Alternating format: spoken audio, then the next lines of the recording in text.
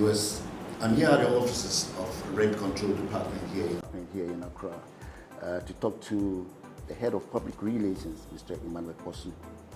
The Rent Control Department in Ghana, which operates under the Ministry of Works, Housing and Water Resources, is responsible for regulating rental agreements and promotes peaceful coexistence between tenants and landlords, and also ensures access to safe and affordable housing in compliance with the Act of 1963, Act 220.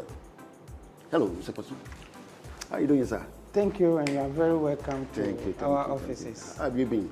By His grace, we are doing well. Good. I'm here to talk to you about your department to give us a little insight about what goes on here. Exactly. And, I hope you cooperate with me well. Yes, we are ready. Now, what effective role is the Rent Control Department currently playing in regulating developers, brokers, and agents within Ghana's rental market? Okay, so as part of our mandate, which is spelled out under Section 5 of the Rent Act, which mandates us to conduct frequent assessment on properties that are meant for rentals. You know, property can be built, the property owner can decide to dwell in, give it to a family member, or rent it out. So when it comes to the rental aspect, that's where our mandate comes in. So we've been mandated under Section 5 of the Rent Act 1963, Act 220, to perform this assessment. This assessment comes in different forms. It can come from the landlord who has built a property or a developer who has built a property and want to rent it out and doesn't know how much rent to put on it. A tenant who is dwelling in that property or is going to rent that property also has right to apply for that assessment, and then anybody who is interested in their property. So we come in to regulate or to regulate these developers and brokers in a way that, first of all, as far as the developers are concerned, when we conduct the assessment and we find out any lapses or the property does not fall within the framework of our laws, we prompt the developers to make sure it comes to standard. And as far as the brokers are concerned or the agents are concerned, if an issue comes before us and we see a broker in between the landlord and the tenant, first of all, what we ask for, do you have a mandate? Do you have a certificate? Do you have what we call, apart from the certificate, any document to show that you've been mandated to act in between the landlord and tenant? So the effective way of we ensuring that developed brokers and agents fall within our laws is that we, first of all, for brokers and agents, we make sure they have the license. If they don't, we just report them to the Real Estate Agency Act, of which maybe we will come in. But for developers, we prompt them if the development of their property is not in standard with our laws or the framework of our laws in the country. That's interesting. Now, in what ways does the department collaborate with the Real Estate Agency Council to regulate the rental market and ensure compliance? Okay, so yes, as far as the Real Estate Agency Council is concerned, we call them our sisters or our brothers because we are all under the Ministry of Works, Housing and Water Resources. They recently had a stakeholders engagement of which all the stakeholders in the rental industry came together. So what we do is that, just as I've mentioned, if you come before us as landlord and tenant and we find out that there is a broker or agent between you, we invite the broker or the agent and find out if the person has been licensed or the person has certificate to do that business, because the Real Estate Agency Act prohibits anybody who has no license or certificate to call himself or herself even as a broker. So we work hand in hand with the Real Estate Agency Council to make sure that Goro boys, as I call them, those who do not have license and certificate, are phased out. Because the council is supposed to train anybody who wants to do that business. And after the training, you'll be issued with certificate and license. That will give you the power or the authority to act as an agent or a broker. So we do that collaboration to make sure that the real estate or the rental industry is safe for everybody. So is there any plans of kind of educating the public about this, because me, for instance, I don't know that there is something like this going on, that agents have to get licenses. So I think enough education has to go out there to let tenants, both tenants and landlords, know that these are some of the things that the rent control department is doing to ensure that no one is cheated. So Okay. are there plans to educate the public? Okay, so I agree with you perfectly. And just as I've mentioned, we are collaborating with the Real Estate Agency Council because they have some aspect of regulating agents and brokers. And we as rent control also have some aspect of it. So through the collaboration and the dialogue we just recently had was a massive one, which is more like a sensitization program to educate the public that you cannot deal with anybody at all who call himself a broker or an agent. First of all, what you have to demand from the person is a license. Just as I mentioned, like a doctor or a lawyer, you cannot just somebody just pose up and there's a person, I'm a doctor. Then you take yourself to him. They will be trained so that they will not induce you, charge you unnecessary, or even take your monies away. So the public is being advised to make sure that anybody who poses himself as an agent or a broker is required to have a license or a certificate before the person can deal with such a person. Right, okay. So what measures has the department put in place to ensure that brokers and agents in the rental market remit all required taxes to government, and what penalties are applied for non-compliance? Okay, so as far as the taxes are concerned, you know, when it comes to the rent control department, our mandate is to make sure that the rent tax is paid by landlord. And what is the rent tax? The rent tax is the tax that has been added to our taxes, our laws, that if it's a domestic dwelling or a domestic property and somebody has rented that property, the person is supposed to pay 8% of the rent advance that has been paid to the landlord. So when somebody, a tenant... Wait a minute, who is supposed to pay that 8%? Is it the tenant or the landlord? The landlord. The landlord, right. The landlord. Okay. So the tax is cut out from the rent advance that has been paid to the landlord. And then if it's a commercial venture or a non-residential, the landlord is supposed to pay 15%. So just to buttress this again, if it's a domestic, the landlord is supposed to pay 8% of the rent advance that has been paid to him. And if it's a commercial venture, the landlord is supposed to pay 15%. And this must be paid by the landlord out of the money that has been paid to the landlord. What are we doing about this? We are liaising or collaborating with the GRA, that's the Ghana Revenue Authority, because they have been mandated to collect all taxes in the country.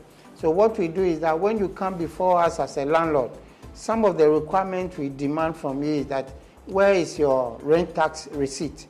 If you don't have, we just advise you to go and see the Ghana Revenue Authority. Just as I mentioned, they are the only people who are mandated to collect tax.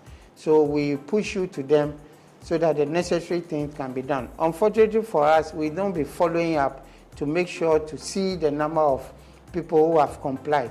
But once, as and when, the Ghana Revenue Authority is supposed to come out to give us statistics of how many people have paid their rent tax as far as the landlords are concerned. So this is what we are doing in the country. I think there are a lot of lapses out there because I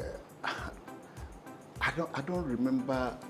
I mean, few landlords that I know. Yeah. I don't think they take the pains to come to the rent control department to register and pay their 8% like we're talking about. Yeah. So what moves are you making to ensure that a lot of grounds are covered to get these landlords to pay their 8%? Okay, so just as I mentioned, it's the sole mandate of the Ghana Revenue Authority to collect tax. So ours is to just advise the landlords to perform their national duty, which is the payment of the tax. So just as I mentioned, we collaborating with Ghana Revenue Authority to make sure the landlords are paying their taxes. But it's done on the Ghana Revenue Authority to educate the public more on those taxes, not only the rent tax, but there are various taxes that people must pay. And it's the responsibility of the Ghana Revenue Authority to make sure that they sensitize the people, the citizenry, to adhere to all the taxes requirements they have. Ours is to check, to be the check. When you come before us, we just have to make sure that you have the rent tax certificate, which we can aid the investigation that we are doing. So this is what we are doing so far. So can the department provide details of taxes paid to the government in recent years? Do you have any idea about that? Okay, so just as I mentioned, it's not our duty to pay the tax. Okay. It's the duty of the landlord to make that payment to Ghana Revenue Authority.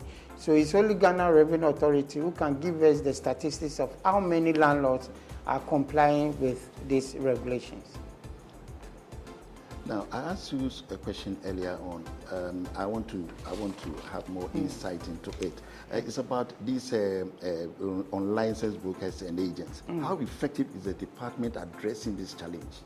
Okay, so again, it's the duty of the Real Estate Agency Council, who has been set up, of which the law was assented to in 2020, which is the Act 1047.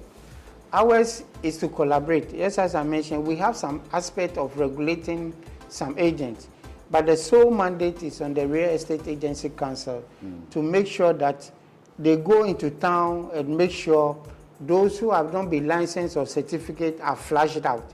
So there are punitive measures in the Real Estate Agency Act that if you have not been licensed or certified, and you call yourself an agent or a broker, or you act in that capacity, there are different measures or different punishment that will be meted to you.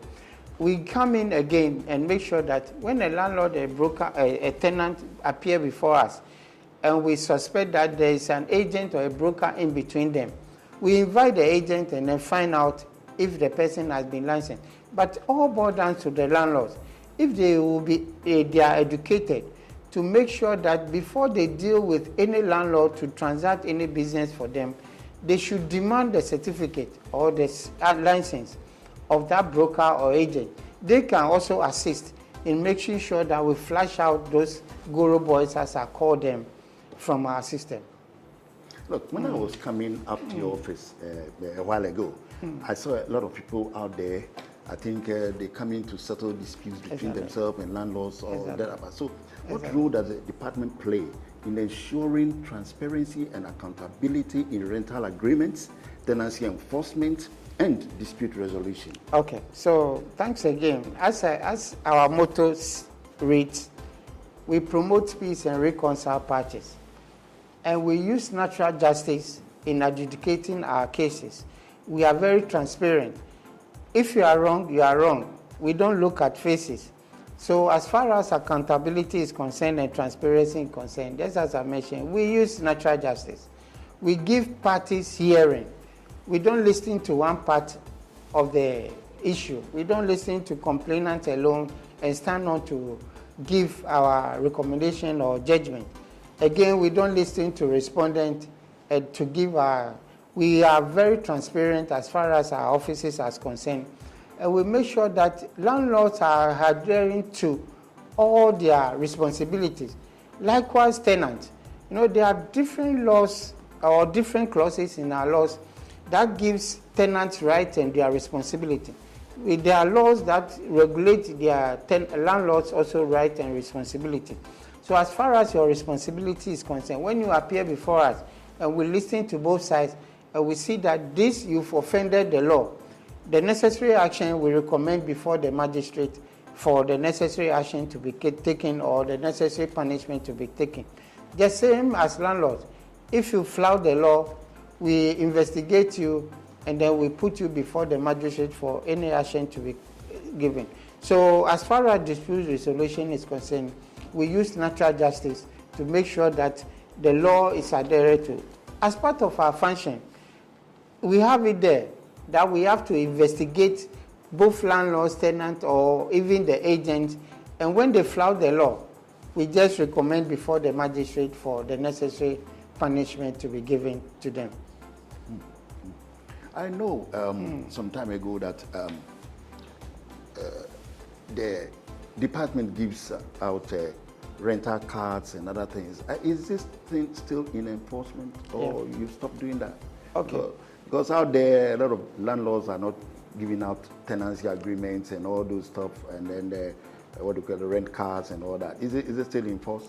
Yeah, it's still very enforced. So far as the law has not been reviewed for those clauses to be taken off, the law is still enforced. And under Section 20 of the Act, which mentions about the rent card, it says within 7 days after the tenancy agreement has been signed, the landlord is mandated to issue the rent card to the tenant. What is that rent card? That rent card spells out the payment plan, the details of the landlord, the details of the tenant, and even a picture of the tenant, so that in case of any offense, we can quickly send your picture to the law enforcement agency, which is the police, for instance, to make sure we put you on whatever medium for you to be tracked. So that tenancy agreement for now is very key, because at the end of the day, it comes in pairs. What is in A is exactly what is in B, so that in future when there is a dispute and the landlord presents the rent card, we call for the tenant also rent card and make sure the payment that has been entered into A is exactly there. The landlord is not required to write anything in his rent card whilst the tenant holds its rent card. When an entry has to be made, both cards must be together so that whatever is entered into A must be exactly into B. So the issue is that as far as the law has not been repealed or the law has not been reviewed, those are mandatory things that landlords are expected to do. And it's a mandate on the landlord. It's not the tenant's mandate to issue rent card. It's the landlord's mandate to make sure it goes before any rent officer to buy that card and then issue to which number of tenants he has in his premises. Now, Emmanuel, can you tell me how technology is being used by the department to monitor rental transactions, track compliance, and improve efficiency in the rental sector? Okay, so this is a very variable question. What it means is that, on the 12th of September 2024, we launched what we call the digitization of the rent control department. The aim of that digitization agenda is for you as a landlord to sit in comfort of your home and lodge a complaint. Likewise, the tenant, you don't need to move into our office, but you can go onto our portal. If you think a landlord is offending you or is not going according to law, you just log in and then file your complaint. Automatically, a service will be sent to the respondent, being a landlord or a tenant, of which a date will be scheduled for you to appear before the rent officer for adjudication. You also have the opportunity as a landlord to input your vacant premises onto the platform for us, so that those tenants roaming about looking for premises can also log on to the portal and find out the available vacant premises we have in our platform. This will also aid the issue about these GORO agents in our system, so that you don't go before any agent. You can log on if there is any available vacant premises.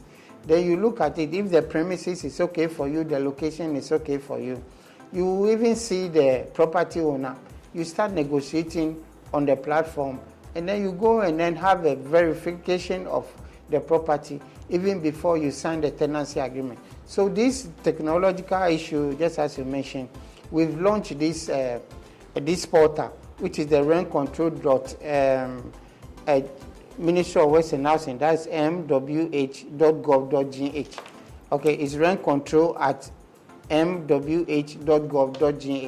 You will be given access to register yourself, because we will need your details, your phone number, your picture, your telephone number, and all those necessary things, even the location of the property that you are dwelling in, or the property as a landlord where it's located, so that this will be in our system.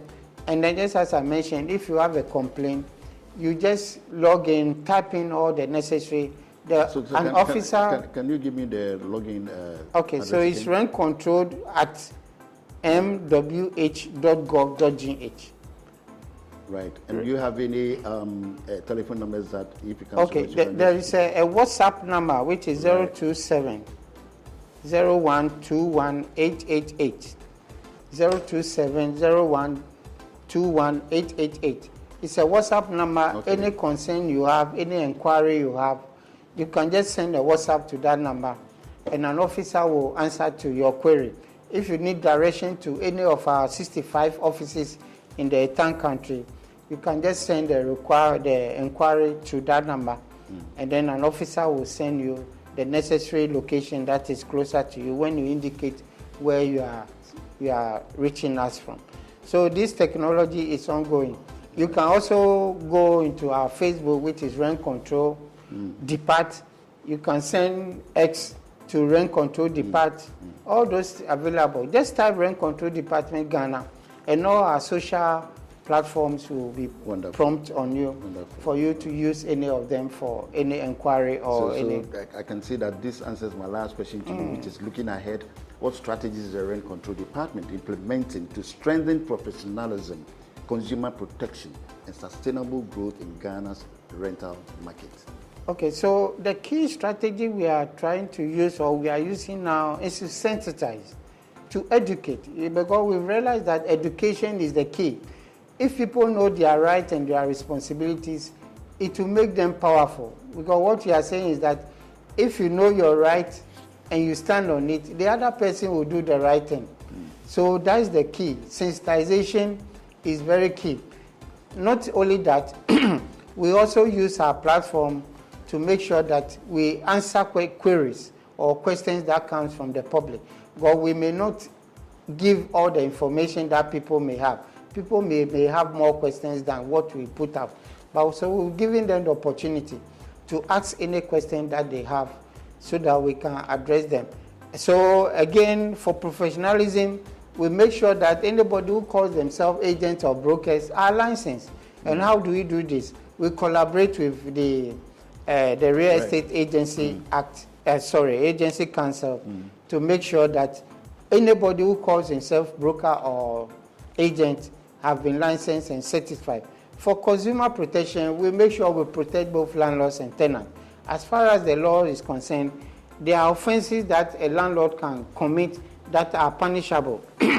There are offenses that tenants can also perform that are punishable. So we make sure that we all fall within the laws. And then to sustain growth through, we make sure we educate. And then one key issue is about the law, which we are currently reviewing and making sure that we come to the current situation as far as the rental issue is concerned. So we are pushing. We were supposed to pass the law at the last administration, but unfortunately we couldn't do. So we are engaging stakeholders to bring on board new ideas that will make the rental housing industry very safe for all of us. So these are some of the measures and strategies we are looking at to make sure that. Thank you so much. So this Real Estate Agency Council, who are on the council board? I mean, does it comprise people from the Rent Control Department alone, or from the Ministry of Works and Housing, or whatever? I mean, okay, so as far as the board is concerned, the key is that government will appoint. Okay. So government appointment is very key. And then there are other institutions that has to submit their representative. One is the government, the Ghana Institute of Surveyors has to nominate a surveyor. The real estate brokers has to submit a nominee. Real estate developers has to submit a nominee. There should be a rep from the Land Commission. And then the Ministry of Works and Housing and Water Resources also has to get a rep on board. And then the Financial Intelligence Center also has to send a board. And then the registrar of a collateral registrar has to have a board. And then just as I mentioned, the Chief Executive Officer of the Council is part of the board. And then the last but not the least are two persons with knowledge on the real estate matter nominated by the minister. So these are key people that form the governing board, the governing board of the real estate agency. The council are just civil servants that has been employed to make sure that administrative works are done. But for the board of the council are the people I've just mentioned. from those institutions They will come put together. policies and then Exactly. So okay. they will monitor and guide the council so that the council can perform its function as mandated by the Real Estate Agency Act. Thank you very much, Mr. It's a Bosu, pleasure. It's a for pleasure. giving us good insights into It's a the working pleasure of the coming. Rent Control We are so Department. grateful for you. Well, coming. viewers, this is the time we call it off. I'll be your host, Eric Kingsley Ashi II. Thank you very much.